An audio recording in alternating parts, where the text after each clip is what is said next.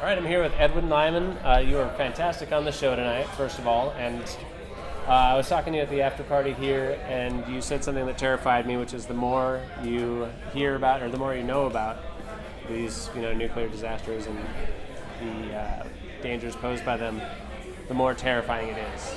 I thought that was really comforting, so thank you for telling me that, and I'll never sleep again. Always looking to help. And you're working on a book right now. It's called Fukushima, The Story of a Nuclear Disaster, which is for kids, right? It's a children's... Yeah, underrated, recommended. But seriously, actually we finished the book. I wrote it with two co-authors.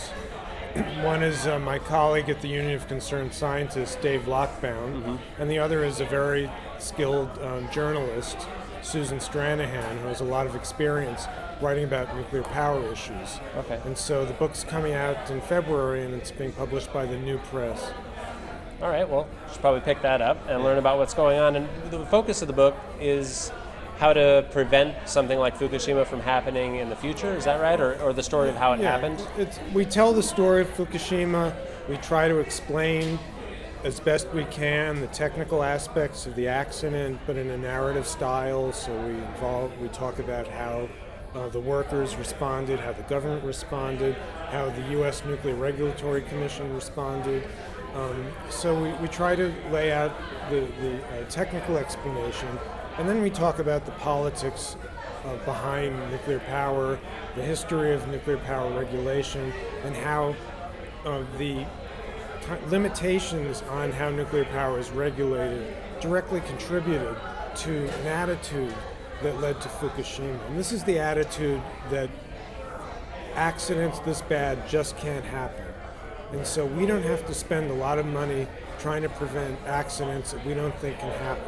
And this has led to a complacency in the regulation of nuclear power, which is a very, very dangerous thing. So you say it's more than just the earthquake, the tsunami that caused this sort of disaster. It was just the culture of nuclear power operators? That's true. It's a complex mix of the design of the reactor, the way it was sited, the way it was licensed, and the way it was run.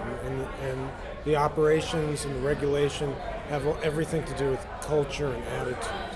And is this book directed at the consumers, the public, to get them motivated to come out in favor of more regulation or safer products, or is it, who are you trying to reach with this? Yeah, we're trying to get an audience of people who want to learn more about the accident, what happened, the consequences of the accident, and what can be done to prevent the next Fukushima from happening, especially here in the United States. And we have the opportunity to do it, but we don't think that the Nuclear Regulatory Commission and the nuclear industry really has the will to carry through the reforms that are needed.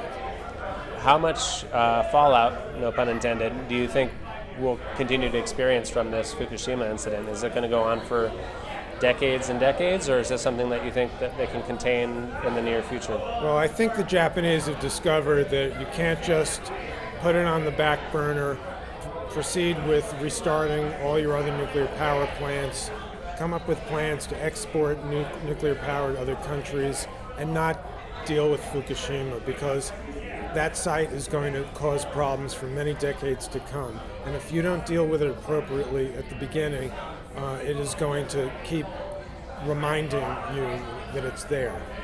And so it's a site, unless the Japanese can demonstrate that they can stabilize the site, that they can decommission it, that they can stop routine and unplanned radioactive releases, they can control it. Unless they can do those things, there's no credible argument why we should believe the next plan is going to be safer. Gotcha. Well, thank you so much for coming out. Thank you. Edwin Lyman, check out his book, Fukushima, A Story of a Nuclear Disaster. Thank you so much. And talk to you later. Pleasure. Take care.